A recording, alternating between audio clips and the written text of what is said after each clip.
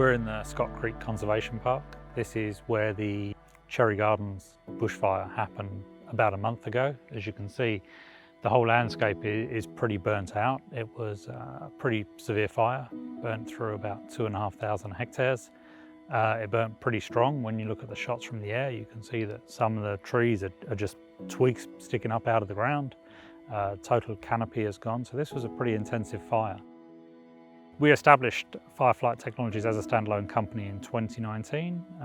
Since then we've been growing rapidly. We're building fire mapping systems that go on light aircraft, and we're deploying those both domestically in Australia and internationally as well. We've had our systems deployed in Queensland at Fraser Island, working on the fires there. Recently we've had a system deployed down in Tasmania. We've got another one deployed over in Western Australia. Next fire season we're going to be deployed here in South Australia, which is really good to work on our home territory.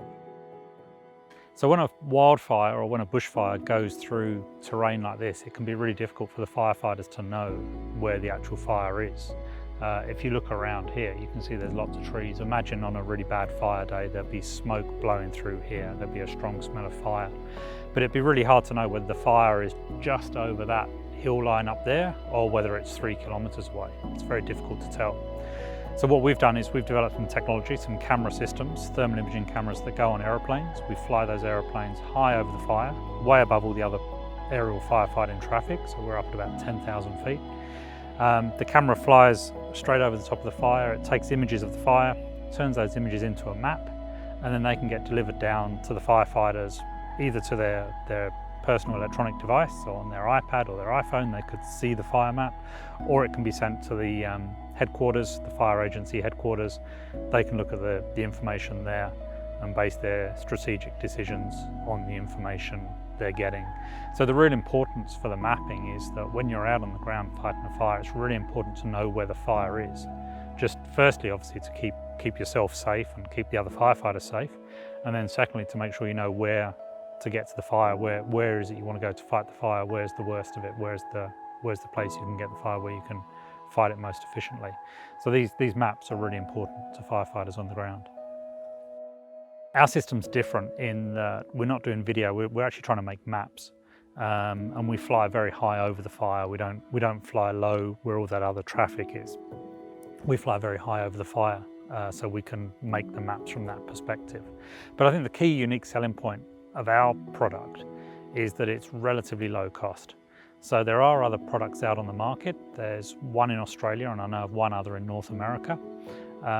They're multi-million-dollar systems, and they fly on multi-million-dollar aircraft. So that's a very expensive asset for a fire agency to buy or to operate. Our system is very much smaller. It can go on a much smaller aircraft like a Cessna or a Piper, the sort of little aircraft that you see at the local flying school. We can put our equipment on that, and we can create geospatial products, mapping products, which are as good as what can be created from the multi-million-dollar system. But we can do this for a much smaller price. And the important point with that is it means we can have many more of these systems spread around the state. So there can be one in Adelaide, there can be one in Port Lincoln, one in Port Pirie, one in Mount Gambier. They can be spread widely and put in the areas of fire danger. So they don't have to travel a long time to get to the fire. They can be on site and operating straight away. This season, the 2021 season, really hasn't been quite as bad. We've been lucky, the weather's been much cooler. But we are going to have a bad season again. It's guaranteed to happen. It might not be this year, it might not be next year. But in the near future, there will be another season which will be worse than the Black Summer.